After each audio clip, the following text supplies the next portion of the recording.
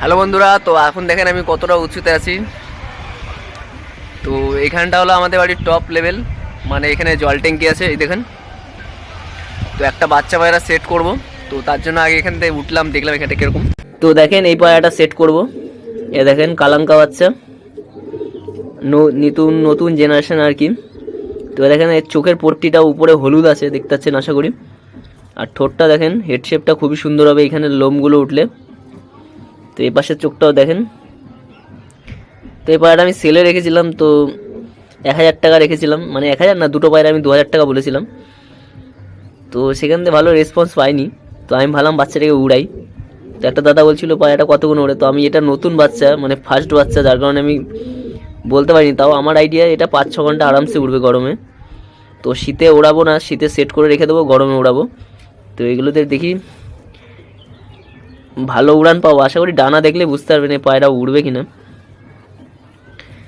তো যখন আমি ভিডিওটা বানিয়েছিলাম আগে, যে সেলের ভিডিওটা, তখন পায়রাটা ছোট ছিল। তো এখন পায়রাটা হয়তো এক পর ফেলিনি, একদমই ছোট বাচ্চা। দেখেন পা পুরো লাল পা হয়ে যাবে, কারণ এর মাও খুবই মানে রেয়ার পায়রা, একটা কালাঙ্কা। আর এর বাবাও একটা মানে মুন্ডু সাদা পায়রা, যে আমার মেন জেনারেশনের সাথে কালাঙ্কা জোড়া দিয়ে এরকম বাচ্চা বেরিয়েছে। আর এই পায়রাটা প্রচুর ছটপটে। তো একটু মানে ছোটোবেলায় রোগ হয়ে গেছিলো, ফট করে পায়খানা হয়ে গেছিলো, তারপরের থেকে পায়রাটা একটু ঝিমিয়ে গেছে। তো এখন পায়রাটা একদম রিকভারি হয়ে গেছে। তো এখন পায়রাটা একটু মাংস জমলেই পায়রাটা একদম সুস্থ হয়ে যাবে। হয়ে গেছে সুস্থ, কিন্তু এখন একটু মাংস গায়ে হলে ভালো হবে। তো পায়রাটা আমি ছাড়ছি, এখন উড়াও না, সেট করব।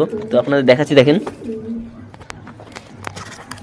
তো দেখেন এটার উপরে ভিডিও হচ্ছিল, তো বাচ্চাটা ছাড়লাম। এদের নজর খুব ভালো, মানে আমি যে কালাঙ্কা মাদিটা নিয়ে এসেছিলাম, ওর রাতের বেলাও বলে ওর বাচ্চা নেমে যাচ্ছিল। তো আমি সেই হিসেবে বাচ্চাটা ছেড়ে দিলাম, দেখি কী করে।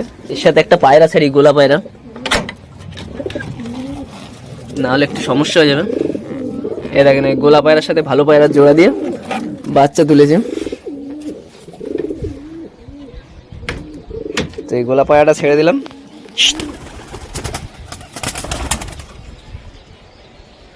তো দেখি কি হয়। এই বাচ্চার যার নজর আছে,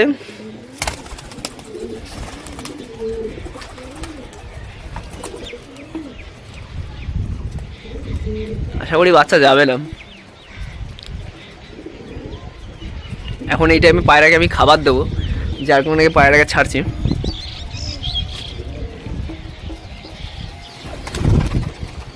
তো পায়রা দুটো উড়িয়ে দিলাম। গোলাটাকে উড়ানোর কারণ হলো ওই পাশটা চলে গেল। তো দেখেন গাছে কুল হয়েছে কত, দেখেন সব কুল শেষ হয়ে গেছে। এখন সব একটা আমি ছিঁড়ে দেখাচ্ছি তোমাদের। হলুদ কোনটা আছে, এখানে একটা কুল দেখেছিলাম, এই যে আমি দেখাচ্ছি ছিঁড়ে। তো দেখেন একটা কুল ছিঁড়ে ফেলেছি, এখন পুরো হলুদ, পড়ে ফেটে রস বেরিয়ে গেছে। আশা করি বুঝতেই পারছেন এটা পেকে গেছে। দেখেন, তো কুলটাকে এখন খাচ্ছি। তো ওই দেখেন বাচ্চা পায়রা ওখানে গিয়ে বসে আছে। যত নতুন পায়রা আসে সব ওখানে এসেই বসে থাকে।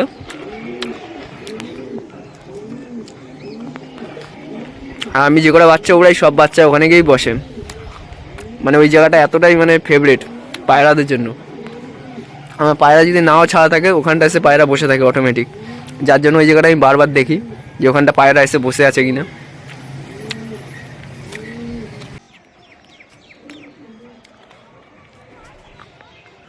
গোলাটা উড়ে বেড়াচ্ছে, ও উড়িনি।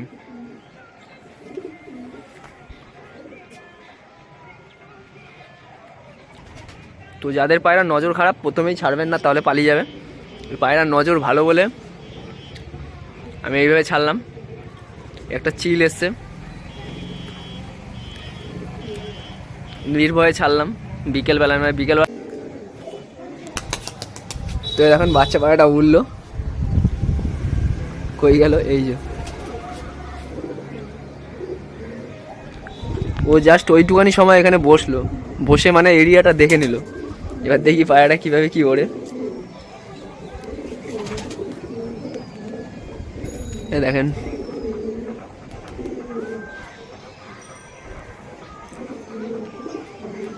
ওই দিকটা কোথায় চলে গেল?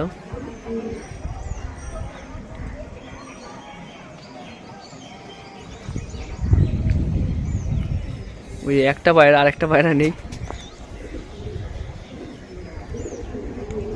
যা, এই যে আরেকটা।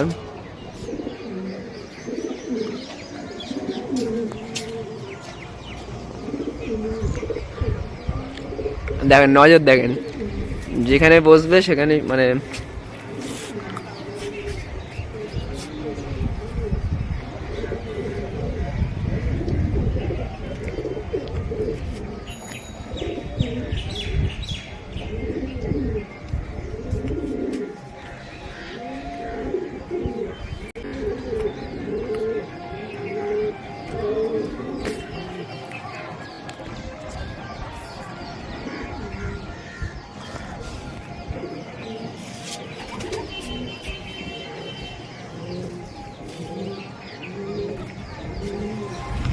তো এখান থেকে 2-3টা আমি পায়রা ছেড়ে দিই তাড়াতাড়ি করে। আয় আয় আয় আয়।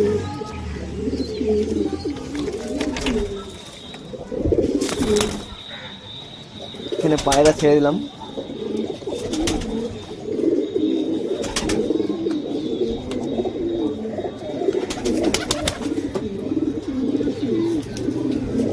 এসে যাও টাং টাং।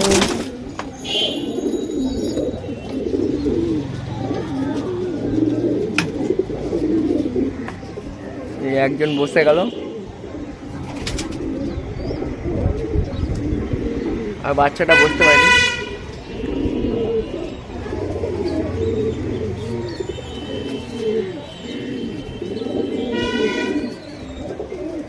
ওই যে দূরে চলে যাচ্ছে।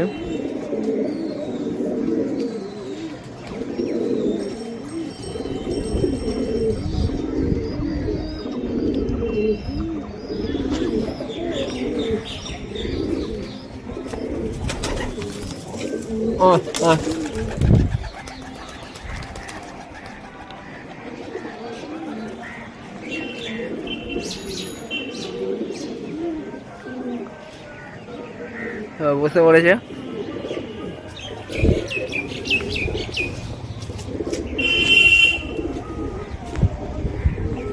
ওই উপরটায় বসে পড়েছে কোথায়?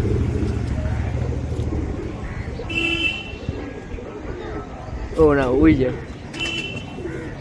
এইখানটা আছে।